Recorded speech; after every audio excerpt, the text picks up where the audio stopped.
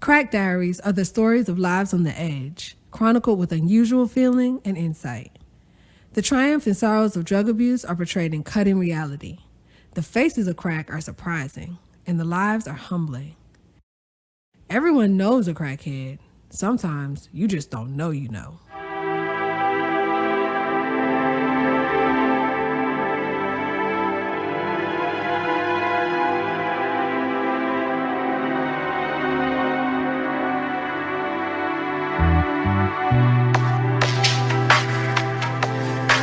Untitled, The Wanderer by Richard Blake Thomas.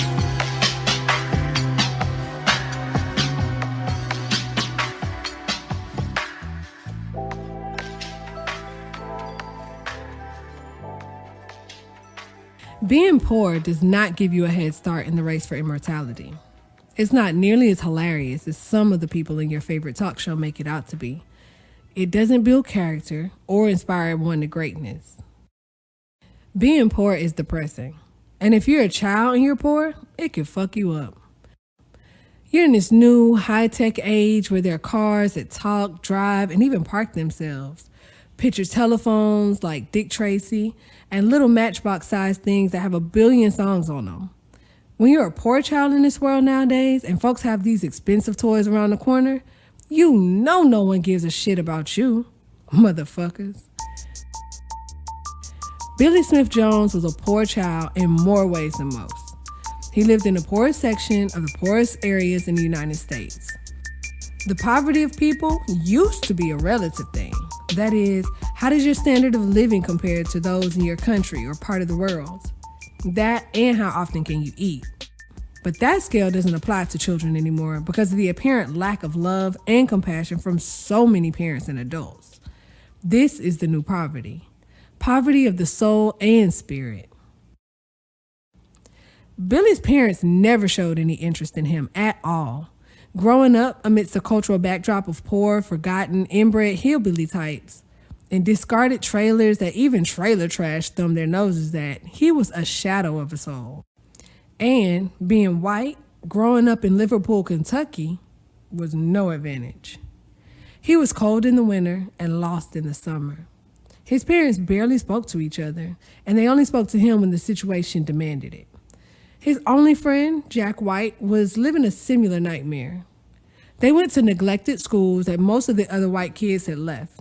The high school had no graduation rate to speak of, and with a student body population of barely 100, most of the athletic programs and games were canceled every season. They couldn't even field a checker team. So when Billy graduated from high school, his father said, "So long." He said he was taken to the road, and Billy was the only reason he stayed around anyway. Strange, Billy thought, especially since his father, though always around, seemed to avoid any type of emotional connection to him. Not long after that, his mother said she was going to Missouri to take care of an ailing sister. Billy's always assumed he had no relatives. She certainly never mentioned anyone else, but Billy thought she spoke to him even less than his father, so... She then left in the company of a greasy-looking trucker with no teeth.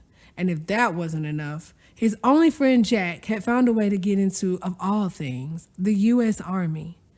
He walked past Billy one Friday afternoon with his bags in tow and told Billy he might want to think about doing the same thing. Then, bye-bye. Billy Smith Jones was now alone in a world that seemed to have no place for him. He felt there was no reason to continue his pitiful existence, so suicide was a buzzing around in his head. But if Billy wanted to kill himself, he would have to walk to the nearest highway and challenge a truck. You see, if there was any type of weapon in the trailer, though he never saw one, it would have been sold off long ago. Now, young Billy, with every intention of ending it all, made his way to the local truck stop. Maybe he could find a way to work for food. Being hungry wasn't a new thing to the frail, pasty-looking boy, but begging wasn't an option.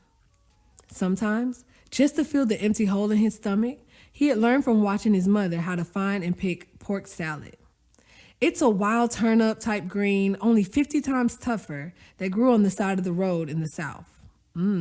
Tasty.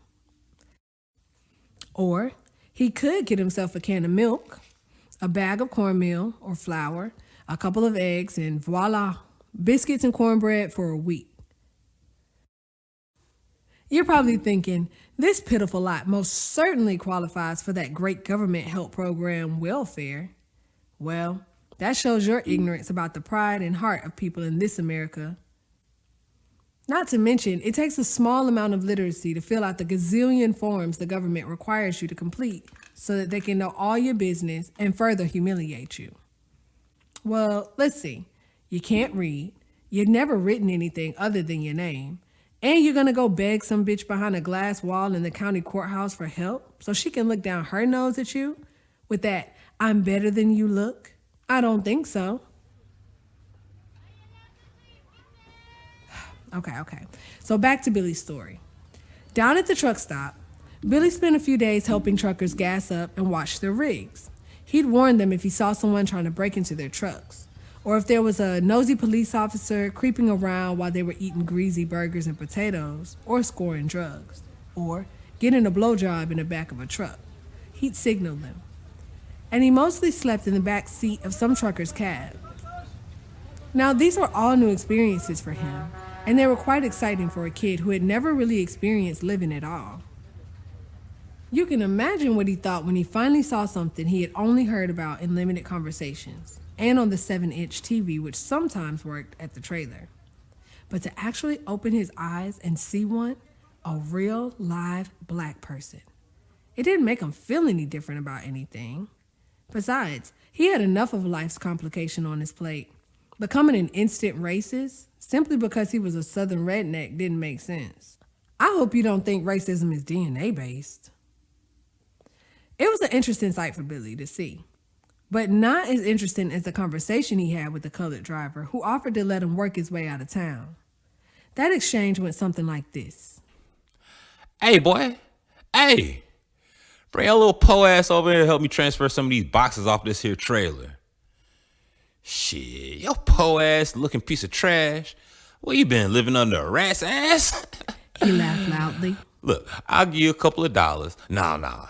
I'll give your po ass something to eat." "God damn, boy. How come a little pissy ass cracker motherfucker like you don't get a decent job to feed yourself? Or at least eat some dirt?" He laughed another big ass laugh. "Here, take this here dolly and load up everything that fella there takes off his trailer. Put it in mine, lock the fucking door, and bring me my key. I'll bring you something to eat, and maybe I won't sell your little po ass to the migrant farms tonight." That exchange was as one way as it gets. Billy was stunned and perplexed, but not shocked. This was the same language and tone he'd heard in the trailer park area he was raised in, though not from his parents. Remember, they didn't talk to him. Billy did as he was told, as most kicking dogs do, and that got him a decent meal. He used the bathroom of running water and wandered back to the parking area to find more work. But then, the colored trucker offered him the chance of a lifetime. He told Billy that if he rode and worked with him down the road, he'd feed him and pay him and drop him off at any city he wanted to stop at.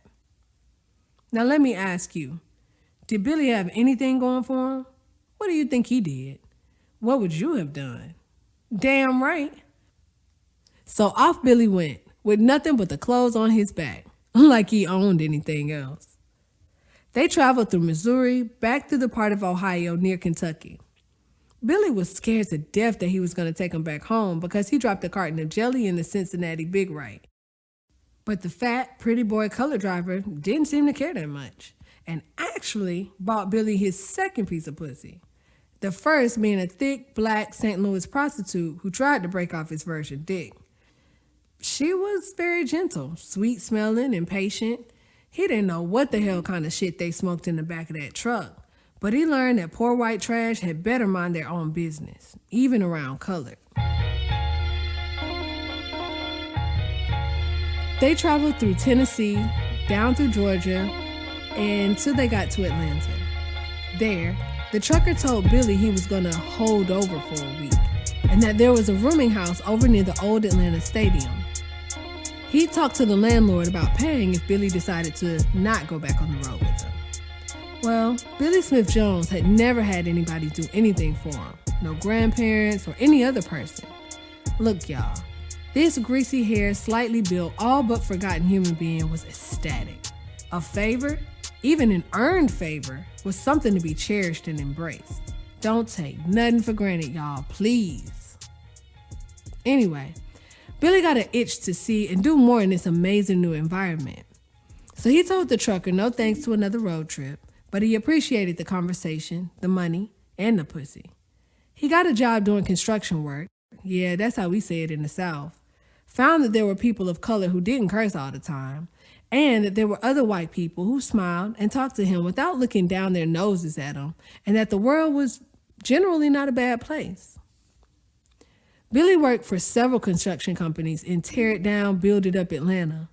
The fact that some of the companies were owned by non-whites didn't faze him at all. In fact, it was while working for these companies that Billy was introduced to the whole cornucopia of black culture. He was shocked, though, to learn that the black citizens initially objected to him using the term colored when referring to them. And I say initially because when they discovered his harmless and innocent nature, that fact wasn't held against him. But he was confused about the preferred way black folks identified themselves. The African American thing was completely over his head. He didn't pay that much attention in school, but he was sure they weren't in a part of America that was in Africa. And by the way, remember Jack White, his only friend back in Liverpool? Well, Jack had the misfortune of being orphaned as an infant by two well-meaning missionary parents who were slaughtered by the Congolese army in Uganda. Jack White was born in a Ugandan refugee camp. He was white and American, but he was definitely African American, so...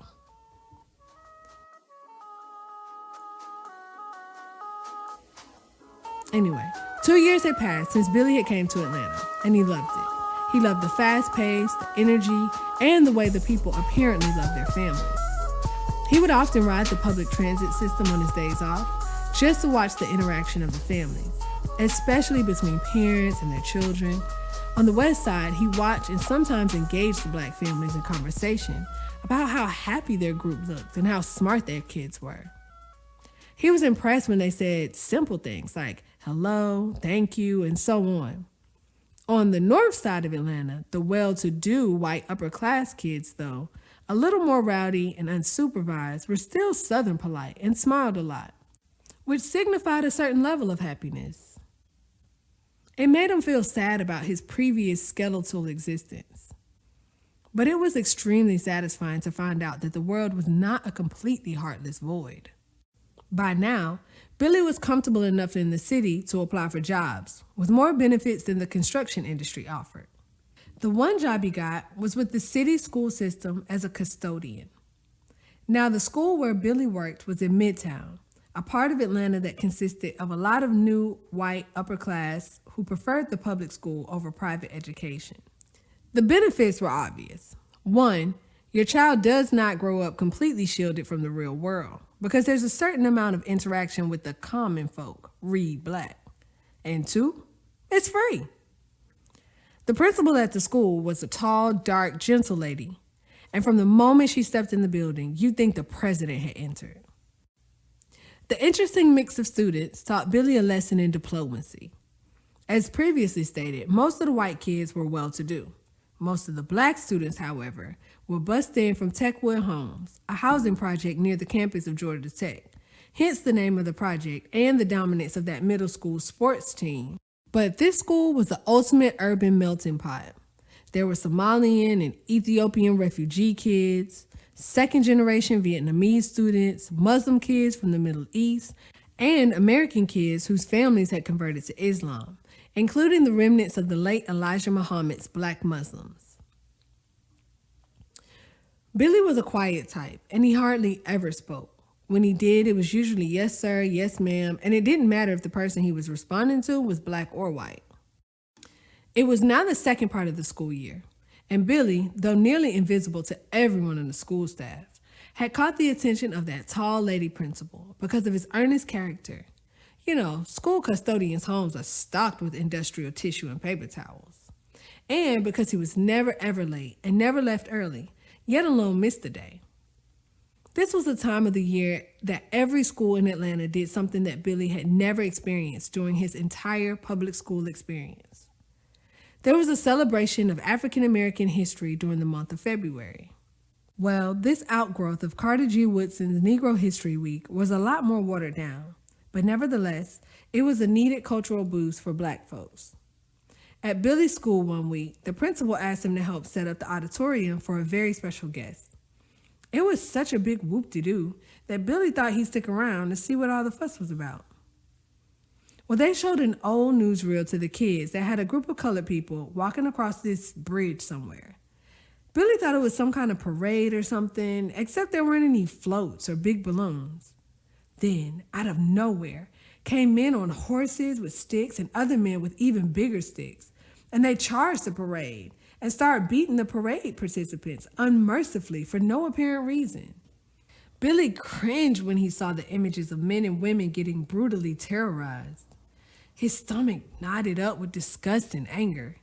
He was particularly taken by this one young man in a trench coat who didn't run or even flinch as a mob of terrorists continued to beat him, even when he was on the ground.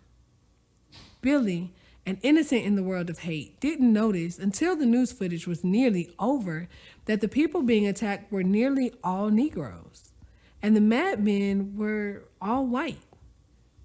He felt shame and guilt, and he didn't know why.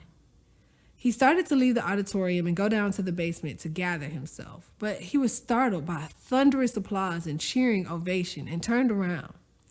Billy saw what he thought was a miracle, a great God-given miracle. That little man on the film, the one who took the most vicious beating from the terrorists, was now standing in person in the small auditorium stage. Billy was standing in the back of the auditorium, but he found himself clapping furiously, teary-eyed. A few of the 6th grade boys, now if you're talking about terrorist groups, 12-year-old boys are one, all of them, started snickering at him until that tall lady principal shot a quick glance at him. Billy regained his composure and went outside to collect 2 things, the trash strewn in front of the building and his composure. After a short while, the doors of the building opened, and a distinguished group of citizens came down the steps towards Billy. In the middle of the group, people, black, white, male, and female, was that little plain-looking man with the brown face and unassuming looks. He walked down the steps and turned toward Billy Smith-Jones. Hello, young man. How you doing? Billy replied. I'm doing fine. And mister, I'm so glad you're all right. The man with the saintly glow grasped Billy's hand and gave the most earnest and honest reply. Thank you. Thank you very much. Then the gentleman, with the TV cameras rolling and people staring at his every move, got into a waiting limo. On the side of the car was a sign in red, white, and blue that read, Congressman John Lewis, Democrat, Georgia.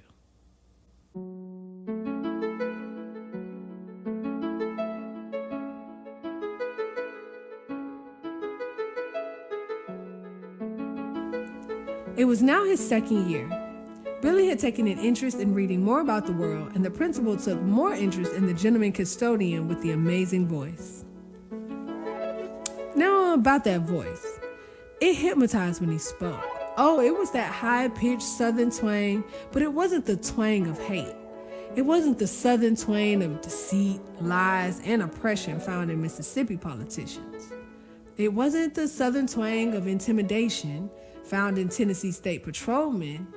It was that sweet southern voice of reason, the southern politeness that extends to everyone, everywhere, because that's what your mama told you to do. If you're not from the South, you'll probably never know the difference and confuse one southern redneck with the other redneck. But believe me, there are differences. And to hear what Billy's actual voice sounded like, just listen to the Allman Brothers, Dickie Betts singing The Blue Sky. Yeah, it may not be Sam Cooke, but it's angelic in its own right. Yeah, that was Billy. Billy's hard work and dedication to his job were amazing. but he was only a shadow in the background of a busy industrial educational complex. He was the kind of character that only people with nothing to gain by noticing him noticed him. And those people made sure that they endured themselves to him. Students, the principal, such as the case with pure golden hearts. In Billy's case, he made sure that the students in his multicultural school not only had a clean environment, but also an adult presence who stopped some of the bullying and who returned lost items of precious teenage value. Pocketbooks, caps, etc. He was also an after-school volunteer. He volunteered for 2 years without knowing you can get paid for it. Billy never knew. He never asked. He felt a sense of duty to work with some of the poorest students, who were almost all black, on their math skills. Billy was shocked to find that he was an excellent math tutor. He was shocked because he didn't remember learning anything during a second-rate educational tour in Liverpool. But something drove him to stay after school with the young students who were all from the other side of Atlanta and who had to catch the public school bus home. He made sure he rode with them. Sometimes he'd ride their route to make sure they all got home safely. And he did it out of a sense of duty and guilt. The duty to serve came from a legacy he inherited from his father, but he didn't know that yet. The guilt came from something very different, very tragic.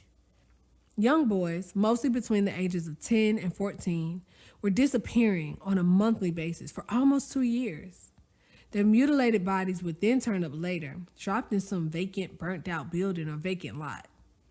It made Billy feel shame as well as guilt, because after reading up on slavery, segregation, urban rebellions, and a shadowy bunch of white boys in sheets, he was certain the killers had to be white. He was mortified to think that people would do that to anyone, let alone children.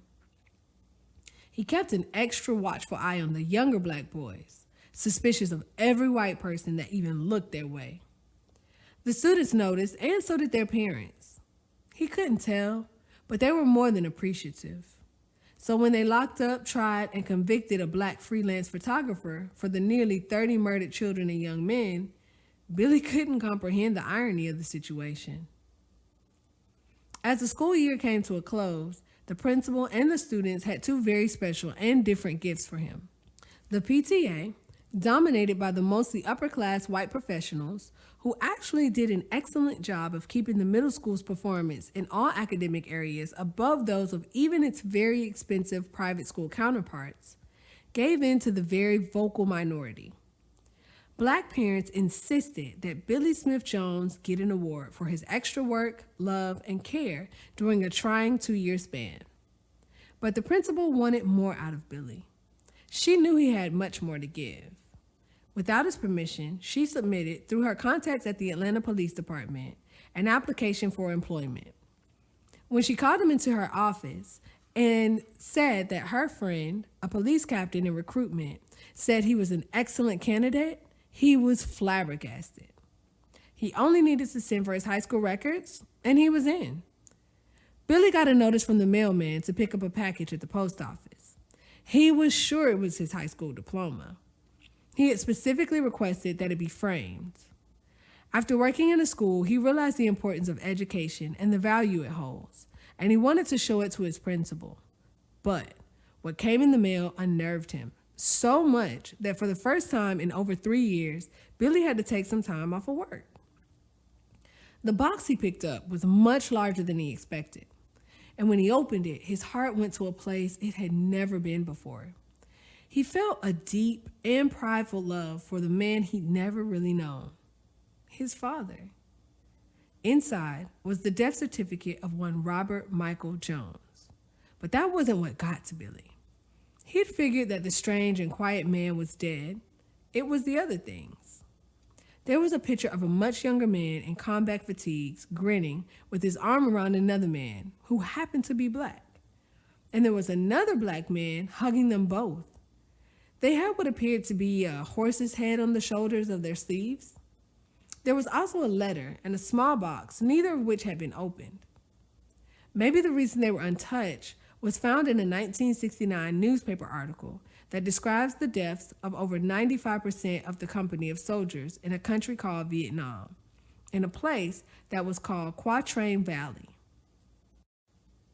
The article describes how the soldiers were ambushed and outnumbered by the quote-unquote enemy by as many as 50 to 1. Fewer than a dozen had survived, and that was due mostly to the actions of one Private Robert Michael Jones, who had been awarded the Congressional Medal of Honor.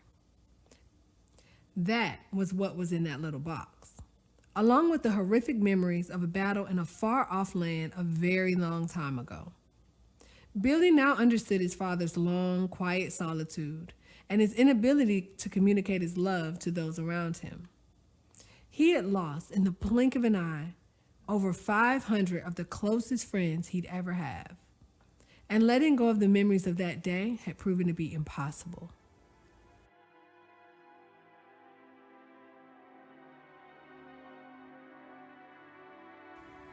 Billy recovered over a short period with the help of the colored lady principal he adored and admired.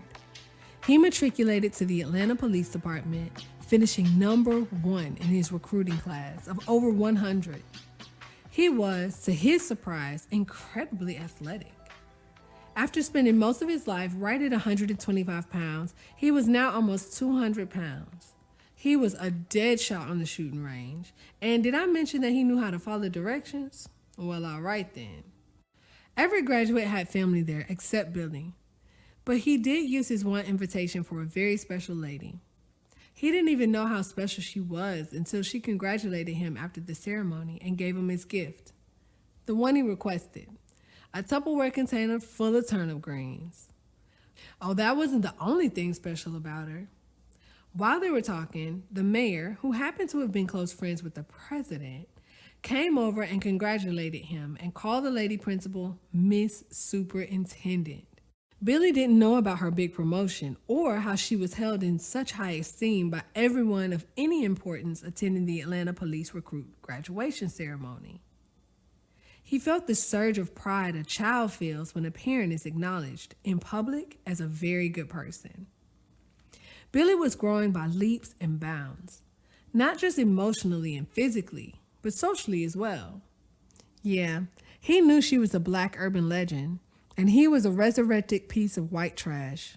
But her kindness and compassion toward his nobody ass had blurred the racial boundaries that kept us from loving and trusting people who don't look like us. He didn't just like her. He couldn't remember when it happened, but he knew. She was strong, savvy, intelligent, gifted, giving, wonderful, matronly, plain-looking black woman. He tried not to show it, but he loved her more than he loved his non-mother. From the moment he surrendered to it, he knew he would make sure that whether she kept in touch or not, remember, she had a school system to run, he would make her and his deceased father proud.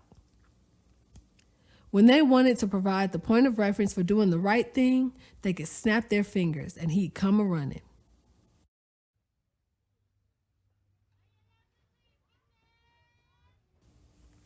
Billy's first assignment in the police department was on the city's southwest side, called SWAT, or Southwest Atlanta by the officers in his precinct. There was a rising surge of the newest drug epidemic, crack. Veteran officers told Billy that the city had survived SCAG, which is heroin, when it swept through the ATL in the middle and late 60s. They also talked about the Atlanta's fling with powder cocaine during the disco 70s. But none could remember anything save alcohol that turned men into sissies, women into whores, homes into shelters, families into desperate ragtag junkies, and whole groups of people into urban refugees. Billy's mentor cop was 32-year-old veteran David Laster.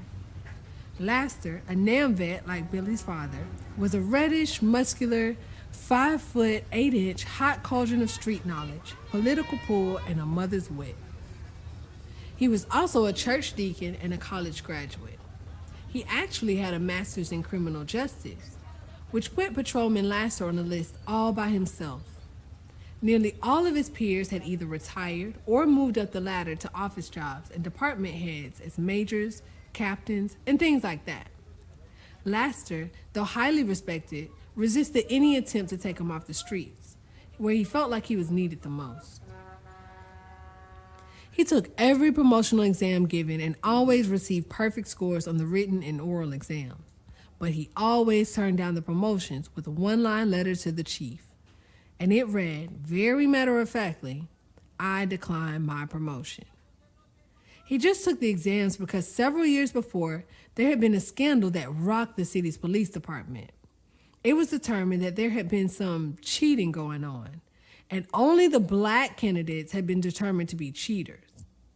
Those who had passed the exam, all of them had, and were found guilty of cheating were either fired or demoted and suspended. Patrolman Laster just wanted to show folk that not all black policemen were dumb or cheats. He took a liking to the quiet, efficient rookie patrolman from Kentucky, and Billy soaked in his invaluable knowledge and put it to use in the helping the community. The drug epidemic, which was turning people into midnight mummies, was a haunting reminder of how he grew up. There was an uncaring, unseen kaleidoscope of vacant looks, lost souls, and ambitionless youth who were confused by parents who had surrendered to something other than the love of themselves. Laster told him it would have to run its course. Billy watched the children go homeless and vicious. Some became crackheads, and others became crack sellers. Old men and women who had been pillars of the community for decades were being robbed, murdered, harassed, and run out of homes that took a lot of marching and voting to buy. The most confounding thing Billy had ever seen up until that time, though, was how the esteemed Atlanta Police Department, always considered one of the best in the nation, treated its own citizens who were involved in the insidious abomination called crack. They'd sometimes beat them into submission, then take their money and dope. And the language that was used during these legal abuses of the peddlers of death was terrible. I don't know who was most offended, Billy or Officer Laster, especially when they called him nigger. Billy had only learned the cruel meaning of that word within the last few years, but Laster never even used it among the black officers who thought it was acceptable to refer to each other that way.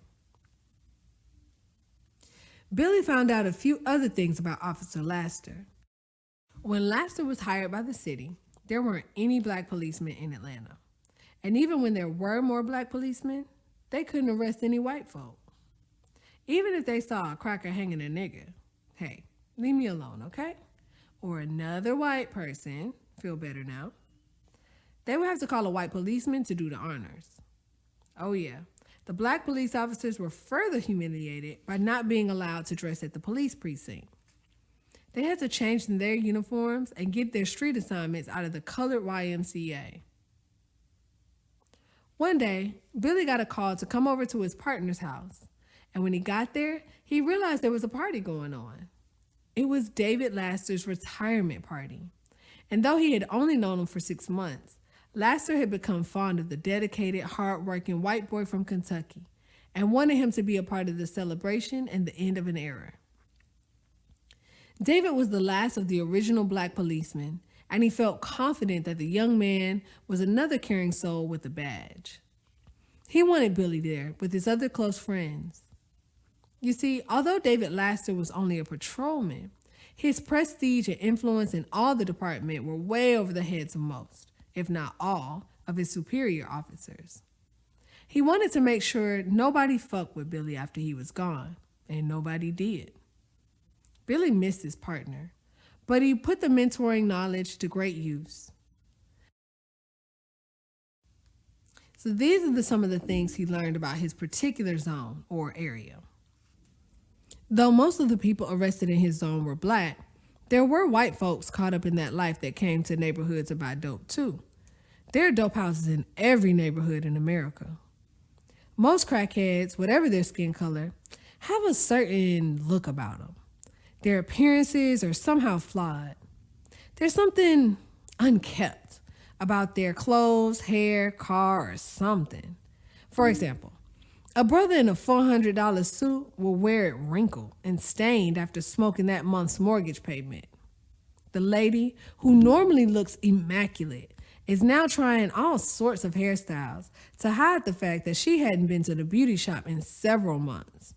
She found something else to do with that $85 every other week.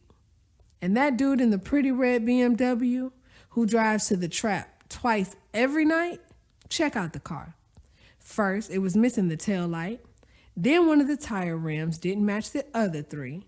In fact, it was a spare donut. A dent here, a dent there. You get the idea. The funny thing about crack houses is they seem to keep the same clientele in company, no matter how many times the police bust the very same residents. I guess people are like homing pigeons, creatures of habit, so to speak. Billy noticed that on this one particular street in the SWAT, if people weren't dealing drugs, they were doing dope. This plain-looking, dark-haired white girl would be busted along with the rest of the usual crowd every now and then. Billy didn't think she was simply another crack hoe because she really wasn't nasty looking. Also, like some of the other ladies who frequented the area, she was treated with a certain level of respect from the crack community, and he never saw her on the street. She was probably a career girl who liked to get high, he thought, and maybe she got into a little freaking behind closed doors and then went back to her own neighborhood and straight life. Billy wasn't a member of the drug squad, though, so his involvement with the drug bust was usually on the spectator side of things. But one time, after a particularly busy sting of busting crack customers, the squad ran out of paddy wagons, and he was asked to transport several women to the downtown lockup. The three female quote-unquote criminals who rode in his patrol car were all very different. The first was a high school soccer coach whose kids regularly got scholarships when not one football or basketball player ever got a look, no matter how talented, because they didn't have the grades or discipline. The second was a financial analyst who lived in the rich Atlanta area of Buckhead and owned several rental homes nearby, all of which were occupied by single parents at no cost as long as their children performed in the schools and communities in a Christian manner. The third was the only white girl. Close up, she looked like she was once a model or something. It wasn't the nondescript clothes because they were as plain as anything. Nah, this girl was well-bred and well-manicured. Well, at least she was last week before she started hitting her boulders this weekend. This is her story.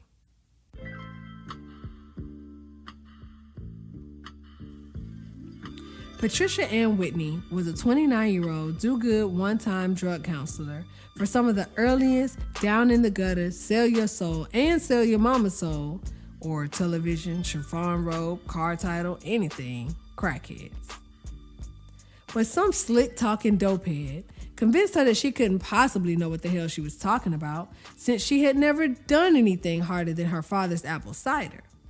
Convinced she was a fraud, she tried crack. Hey y'all, don't do that. I'm just trying to tell you.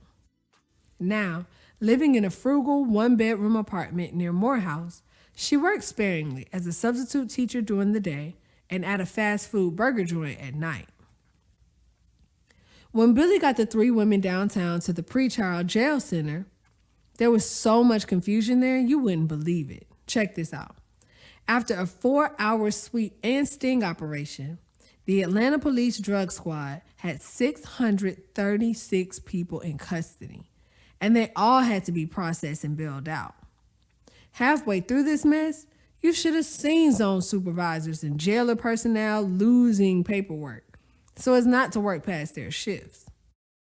It was getting close to the 11 p.m. shift change, and Billy, who had delivered his passengers to the rolling gate, was relieved early by his sergeant and changed into his civilian clothes. He was driving his Ford pickup down Peachtree Street to one of the sports bars to catch a West Coast baseball game when, goddamn, there stood Patricia Ann Whitney at the bus stop. Billy thought, this shit is a joke. Drug-using felons don't get prosecuted. Drug-using felons don't get rehab treatment. They only get harassed. More money for the county, by the way, of exorbitant fines for people who, for the most part, only hurt themselves. And I don't want to hear no goddamn 6 degrees separation bullshit about how some family in Peru was murdered so the local drug lord to get his dope in Atlanta street. If that's the case, some of y'all go on down to South America and fuck them up. So Billy did something that was in his nature. He tried to help somebody. Patricia Ann just happened to be there for the helping. Hey, Miss Whitney, you want to ride somewhere? Who the hell are you, white bread? She responded as if she wasn't white herself. I didn't think you recognized me out of uniform. I just gave you a ride to lockup. And look, you out already. What a great justice system. By the way, I don't see any of your dark-skinned sisters anywhere. Guess they didn't get in the right line. Guess not, Peckerwood. And I don't think I want to ride with no hillbilly son of a bitch who sounds like my uncle from Mississippi who still likes to wear his bedliner at night. Well then, Miss Whitney, you can wait at that there bus stop, but the bus stopped running a half hour ago. So what? I ain't one of them crack hoes that'll fuck her way out of the charges, so why don't you just play one side of the ball? Crooked cops don't last long in this city. Sorry to disappoint you, ma'am, but it's just an honest offer to drop you off somewhere safe. Just get in and I'll drive you to anywhere you want to go. Even back to the bluff? If that's where you feel safest, then let's go.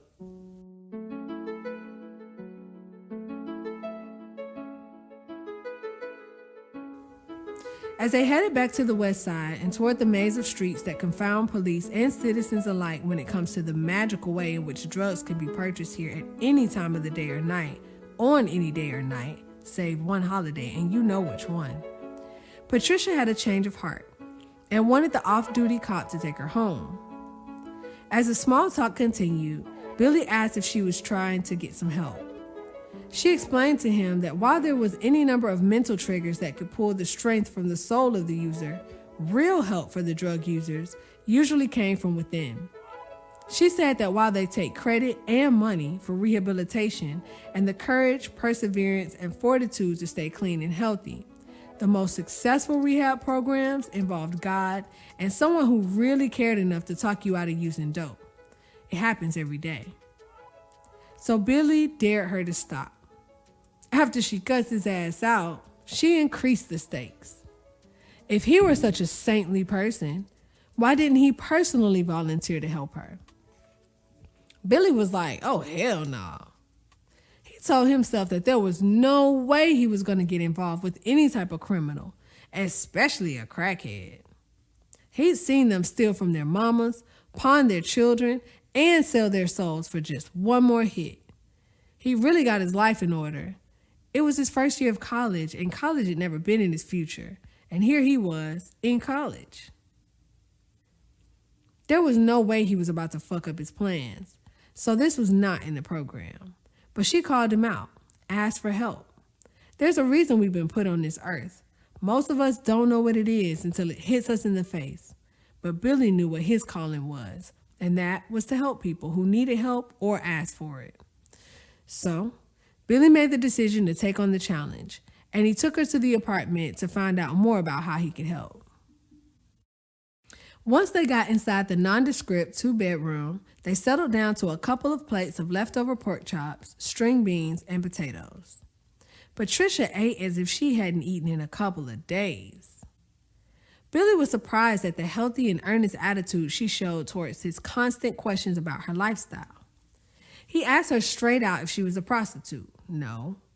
If she had ever given sex for crack? No. Ever had sex because of crack? Hell yeah. If she had any diseases? No. Sold dope? No. Committed any crimes to get crack? No. And over a dozen other personal questions. He figured he had a right to know, since he had been appointed to her guardian angel and she answered every inquiry about her most intimate lifestyle. She didn't even blink an eye until he mentioned family. She was so reluctant to talk about her family that he dropped the subject matter altogether.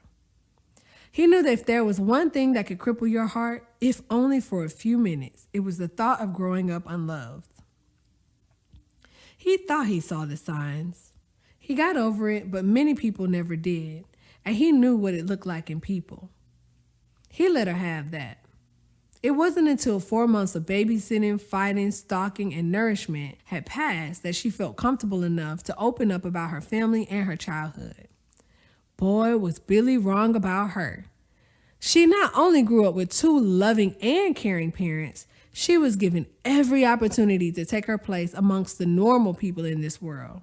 And she was fed with the proverbial and actual silver spoon. She went to private schools. She was an international traveler. She spoke 12 languages. When he found this out, Billy tried to get inside her head to find out what was missing in her daily life that made her smoke crack on a daily basis. This is what she told him. She tried it, she could afford it, and she was going to keep on smoking it, until she decided to stop, which is what all diehard users and alcoholics say. Don't ask me, they say they can. She kept it simple. That's the way she liked things, and she was smart enough to control most of her situations that way.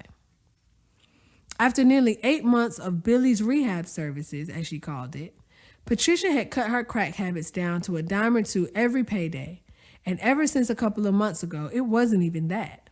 She told Billy when she was getting weak, and he'd go right over and hold her hands until the Jonesin for a hit had passed. Sometimes they watch a meaningful movie or go to the children's hospital to visit or just read the Bible.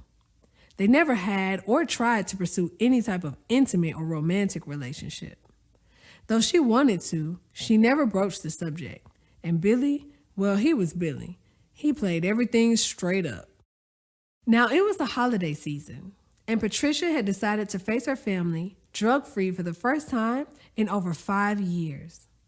They lived in rural middle Georgia, and they were lavishly wealthy, but Billy couldn't leave.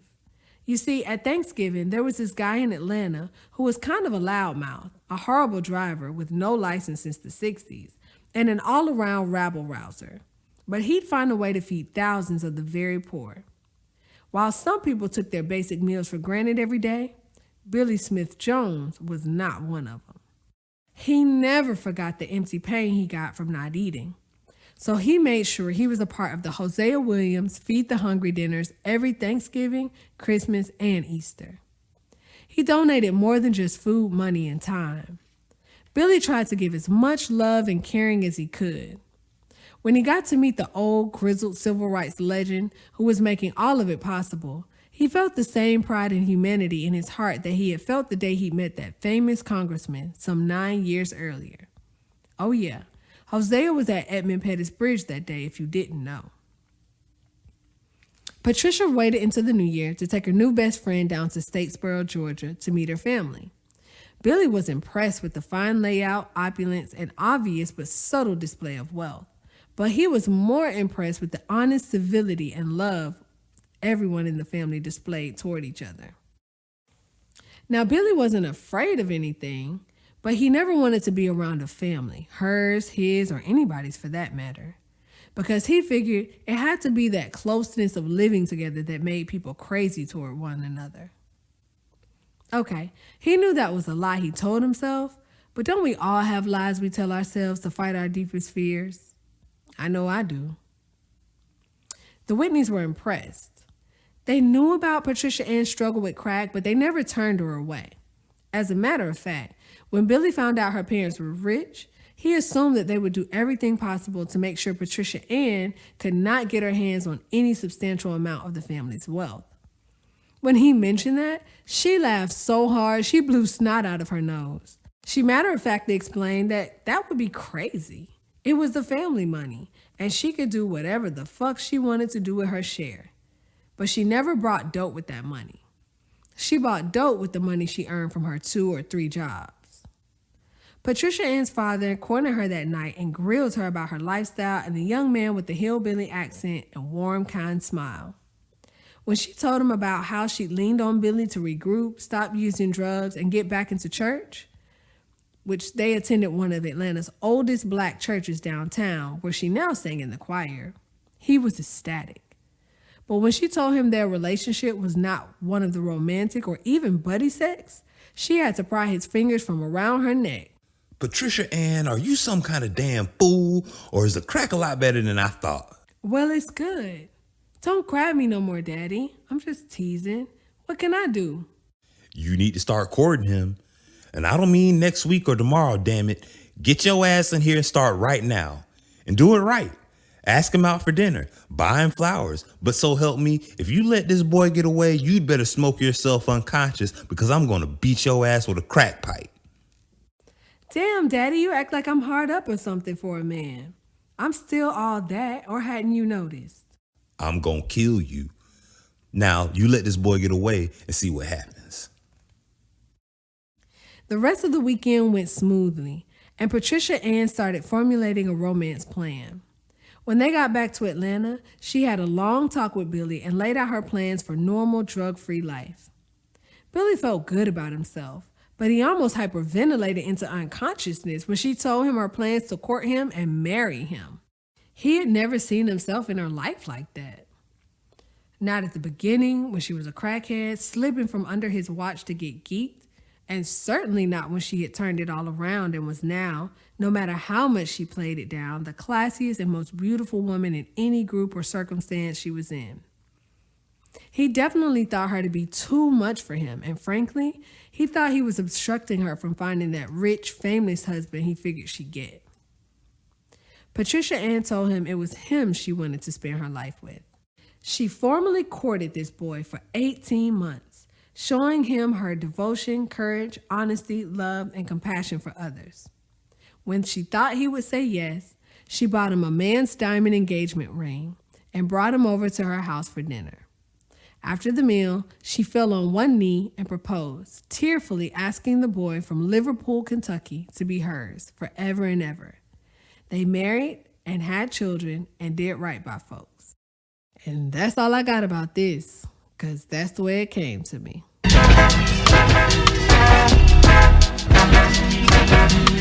Crack Diaries is based on the book of short stories written by my father, Richard Blake Thomas. This is a DCA and 404 production. Directed by Dan Allen and Joe Thomas. Edited by Joe Thomas and recorded at DCA Studios. Starring Danny Davis, Daniel Allen, and myself, Joe Thomas. Please subscribe to our Patreon and stay tuned for a preview of the next episode.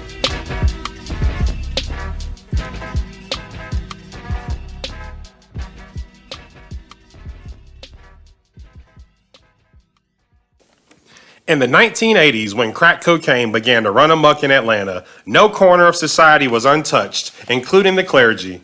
This generation of God-spouting, money-hungry, evangelistic whores was led by a powerful threesome who were in the political, economic, and social elite mix of the